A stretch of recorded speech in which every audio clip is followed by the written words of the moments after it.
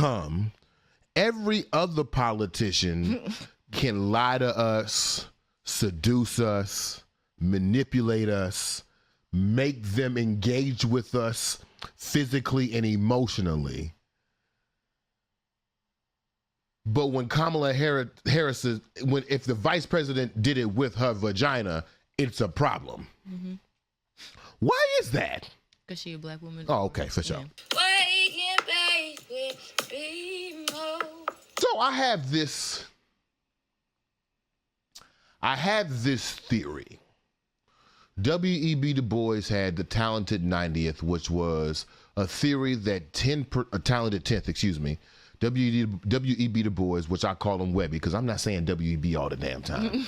Webby had a theory that 10% of the race would be equipped with the opportunities and skills needed to save the rest of the 90% of the race. Mm-hmm. And 30 days, and I mean that metaphorically, 30 days before he died, he realized that, oh shit, that's not it. Yeah. That's not it. That don't even make sense now that I think about it. Why would only 10%? How could we expect 10% to save a whole race of people? Right. So he backed off of his stringent, mandatory thought that only liberal art education would be the path forward, and started to come closer to the midway point between him and what's that boy name? Booker T. Washington. How we looking frame wise? Looking good? We straight? Yeah. Am I laggy? No. Okay, it just looked like that on the screen. Maybe that's just a screen share. Yeah, so as he came to the end of his life, became closer to the middle, which would be Booker T. Washington, which is more of a mindset that we should be independent from the social caste by using more, what's the opposite of liberal education? Like vocational education. Yeah. That's not the point of what I'm about to talk about. But he had a theory called the talented 10th, in which the talented 10th would save the race. I have a thought that is actually the other way around. Okay. I think 90% of the race is equipped with the skills needed to save the other 10% of the race, or save the entirety of the race, or however you want to think about it. Mm-hmm. And maybe even save is not the right word. I think 90% of the race has the skills needed to progress towards whatever liberatory action we have in the future. Oh yeah, mute that. Huh? Mute that. Mute this? Yeah. Okay. 90% of the race has the skills needed. Mm-hmm. I want to give you a couple of examples. I have 3 examples this morning. We had an interesting question on Tuesday in which somebody asked at the end of the show, should we teach AI racism? Mm-hmm. I started to talk about it, but sweetheart, play AI systems. Okay. Yo, shout out to this racist ass soap dispenser. How can a soap dispenser be racist? Yo, it's just what racist? Look at this shit. It's like, hey, oh, hello, my fellow Yakubian. Yeah, here's some soap. Please, remain germ free. We're out of soap, sir. Sorry, sir. We're closed. No soap, sir. No soap. No, actually, don't dispense soap. I'm not a soap dispenser, sir. I'm a hand dryer. He's like, yo, hold on, watch this. He's like, you tricked me. What is this? Yo. So for the folks who are listening on podcasts right now, there is a soap dispenser. And if you're black, you've probably experienced this before and just haven't thought about it. When you go to the movies or when you go to a restaurant and you go to these automated places that scan your hand to see if you can get soap or water, it takes a couple times to put your hand under there. But there is the video we just showed was a clear example of how a brown man's hand didn't release the soap, but a white man's hand did release the soap. And then they put a white paper towel in the black man's hand and it definitely released the soap. Why is this though? This happens through algorithm building racial bias. And the thought process, especially as a black American, the thought process when it comes to racial bias is, oh, put them niggas on that side of town. Red line. Right. Bad community. Get away from us. Lower wages. Your kids can't go to our school. That's what we think about when it comes to racial bias. Living as a black person. But in the digital age, in the digital phenomenon, as we've seen just through this algorithm system right here, the thing that it takes to put your hand under a soap dispenser to be recognized, somebody built that. Right. It's not something that fell from the sky that had automatic equity in the situation. Somebody programmed so that certain hues would be seen so that you could put your hand under the soap and the soap just not automatically dispensing at all times. That person did not include black hands. Mm-hmm. That is racial bias. That is technology racial bias. It is not the seclusion of black folks. It is the, we don't see y'all. Right. There is no blackness here. You don't exist. You're not even a person yet. Mm-hmm.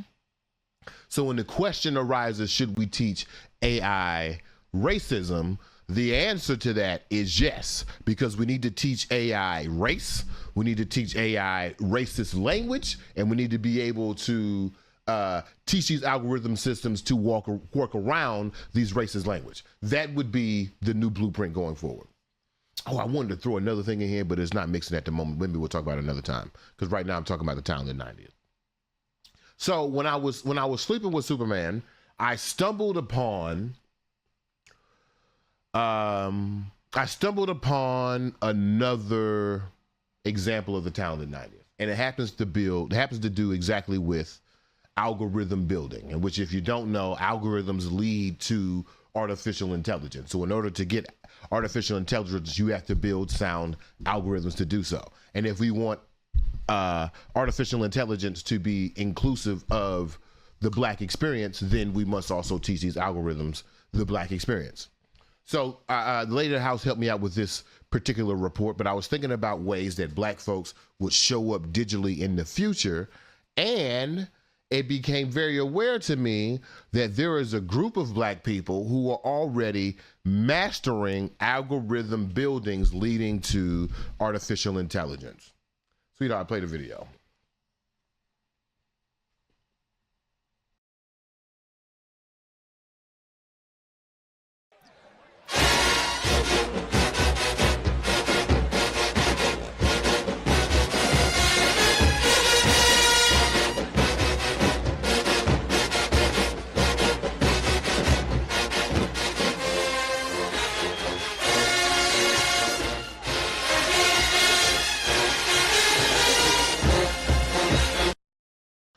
For those of you who are watching on Instagram or just listening to the podcast, right now we are playing sim characters dancing to HBCU bands with their school banners directly behind them. And they're doing like...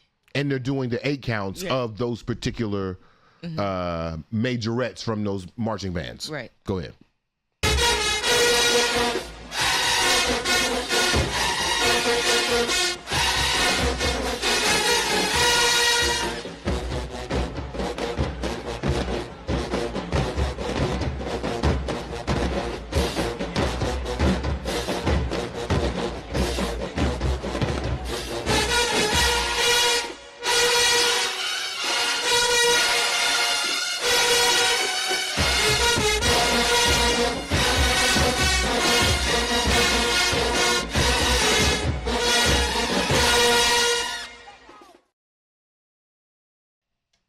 I want to be very clear here.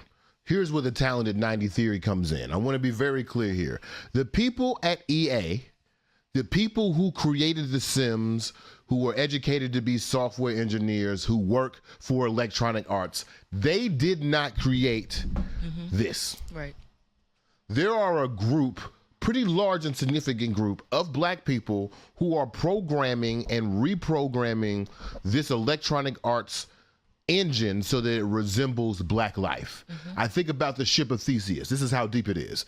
These black creators have replaced every plank of wood on this ship so that it resembles a black ship. Is it still The Sims though? If we have changed the behavior of these characters, if we have changed how people monetize this game, if we have changed even certain missions and attributes that lay the foundation for what a vanilla Sims game will look like, is this still The Sims? Philosophical question. EA would say it's still The Sims. The person who created the mind's like, nah, baby, I'm getting paid. This is my game at this point. Saying that to say, or saying that to ask, why is it the only people who would be considered software engineers, the only people who would be considered the actual technicians, the skill of this game are the people who work at EA. Right. How did that happen? How are two people basically doing the same thing? One person has been educated and is doing it for labor. The other person has not been educated and is doing it for artistic expression and individual engagement to the game. How is it that we only consider talent to be connected to education and labor? Mm-hmm. This is where the talented 90th come in. This is why I think most black folks already have the skills needed to push themselves towards liberation. We have just been convinced that those skills don't count unless we connect them to labor and education, which is just means of commerce. Right. Somehow commercialization and capitalism has convinced us that our innate skills, our innate talents are not talent unless they are applied to money. This is not true.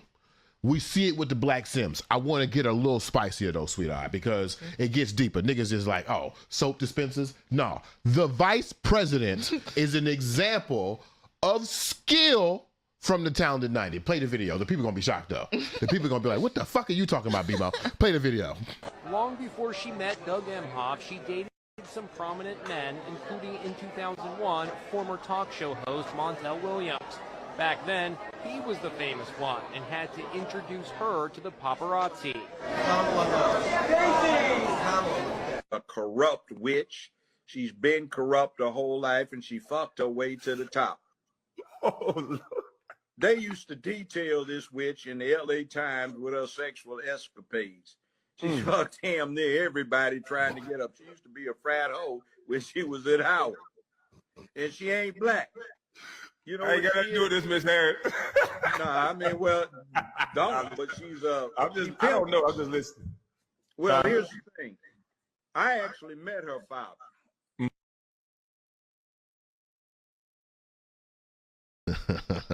So for those of you who didn't see, that was Judge Joe Brown calling Vice President Kamala Harris a whore who slept her way to the top. At the beginning of the video, we see our vice president on a throuple date with Montel Williams and another light-skinned young lady. Mm-hmm. Talented. I wasn't laughing. That's the smoke. And we didn't even smoke yet. Talented 90th. Let me ask you a question, sweetheart. Let's assume, I don't know if it's true. I don't know if the vice president slept her way to the top. But let me ask you a question, sweetheart. How come every other politician can lie to us, seduce us, manipulate us, make them engage with us physically and emotionally? But when Kamala Harris is, if the vice president did it with her vagina, it's a problem. Mm-hmm. Why is that? Because she a black woman. Oh, okay, for sure. Yeah. For sure. The reason why I'm showing this video and put it in the Talent 90th, I believe when we look at lobbyists, when we look at politicians, we look at salesmen, when we look at people who do pitches, when we look at grant writers, we look at all these individuals as skilled, because they are contributing to education or to financial value. But when we apply those same skills to women, when we apply those same skills to sexual seduction, it's no longer talent. Mm-hmm. Now you're a whore. Now you're a Jezebel. Mm-hmm. Now you can't be trusted. Now you're a manipulator. Which one is it? Right. Do we appreciate seduction and persuasion as a tactic to power? Or do we appreciate seduction and manipulation as an access to power? Which one is it? I think if you considered all the black women and men who were able to seduce their way into something more prominent for themselves, if you considered them skilled, if you considered them skilled and recruited them on your revolutionary team, I think you go farther in a revolution, to be honest with you. I think if you had a whore on your pitch team I think you're gonna get business. But if you are so concerned that this whore didn't go to school or is not making money from her whoredom, then I think you're gonna miss it. Right.